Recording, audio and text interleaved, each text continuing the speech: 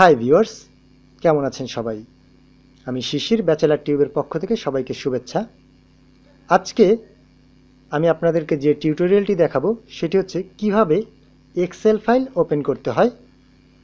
তো Excel file open করার সহজ দুটি পদ্ধতি আজকে আপনাদেরকে দেখাবো। প্রথমেই যে পদ্ধতিটি আপনাদেরকে আমি দেখাবো সেটি হচ্ছে স্টার্ট বাটনে আপনি ক্লিক করবেন। এই স্টার্ট বাটনে ক্লিক করার পর দেখেন এখানে এক্সেল নামে একটা ফাইল আছে। তো অনেকের ক্ষেত্রেই এই অপশনটা থাকবে না। যদি না থাকে তাহলে আপনি এই দেখেন নিচে অল প্রোগ্রামস, এই অল প্রোগ্রামস লেখা ফাইলটিতে ক্লিক করবেন।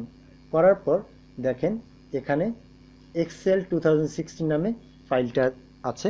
তো এইখানে আপনি যদি এক্সেল 2016 ক্লিক করেন তাহলে এরকম একটা অপশন আসবে এবং এখানে দেখেন ব্ল্যাঙ্ক ওয়ার্কবুক।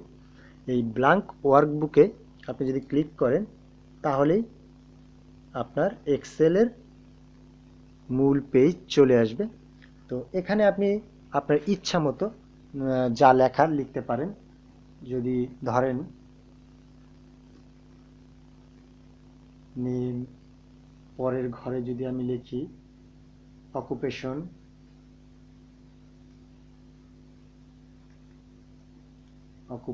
তারপরের ঘরে ধরেন স্যালারি,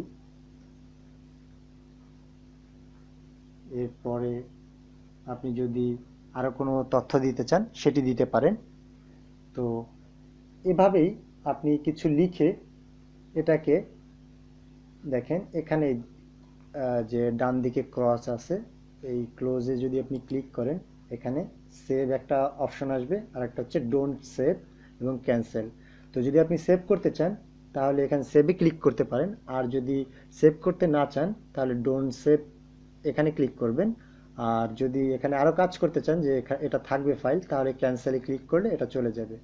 তো আমরা হচ্ছে ডোন্ট সেভে ক্লিক করব, কারণ আমরা এটা সেভ করব না। তো এভাবে আপনি আপনার এক্সেল 2016 ফাইল ওপেন করতে পারেন।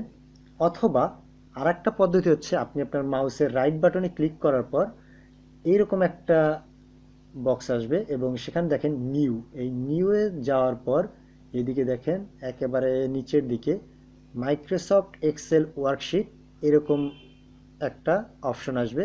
এই মাইক্রোসফট এক্সেল ওয়ার্কশিটে যদি আপনি ক্লিক করেন তাহলে এরকম একটা ফাইল আসবে। আবার অনেকের ক্ষেত্রে সরাসরি এক্সেল ওয়ার্কশিট, মাইক্রোসফট এক্সেল ওয়ার্কশিটের যে ফাইলটি সেটি সরাসরি ওপেন হয়ে যাবে। তো আবার অনেকের ক্ষেত্রে এরকম সেভ হয়ে যাবে।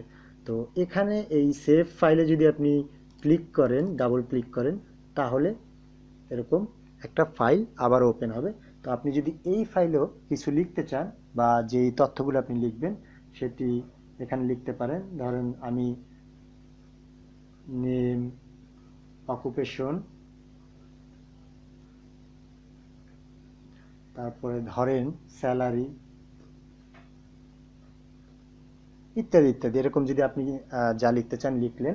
লেখার পরে এটাকে আপনি কয়েকটা পদ্ধতিতে সেভ করতে পারেন। একটু আগে দেখালাম যে এই ক্লোজে যদি ক্লিক করেন এখানে এটাতে দিলেও সেভ হবে, এটাতে দিলে আপনি ক্যান্সেল করে দিচ্ছেন, মানে সেভ করছেন না, আর এটাতে দিলে ক্যান্সেল করে দিচ্ছেন। তো আমরা এটা এখন এইভাবে সেভ করব না। আমরা দেখেন আপনি যদি এই যে এখানে একটা অপশন, এই অপশনটাতে ক্লিক করেন তাহলেও সেভ হয়ে যাবে।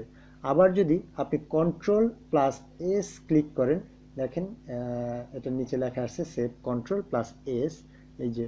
তো এই কন্ট্রোল প্লাস এস ক্লিক করলেও আপনার এটা সেভ হয়ে যাবে। আবার আপনি অন্য আরেকটা পদ্ধতিও করতে পারেন, সেটা হচ্ছে এই যে ফাইল লেখা, এই ফাইল অপশনে গিয়ে আপনি এখান থেকে এই সেভে ক্লিক করলেও সেভ হয়ে যাবে। অথবা সেভ অ্যাজ দিয়ে আপনি কোথায় এটা সেভ করতে চাচ্ছেন সেভাবেও সেভ করতে পারেন।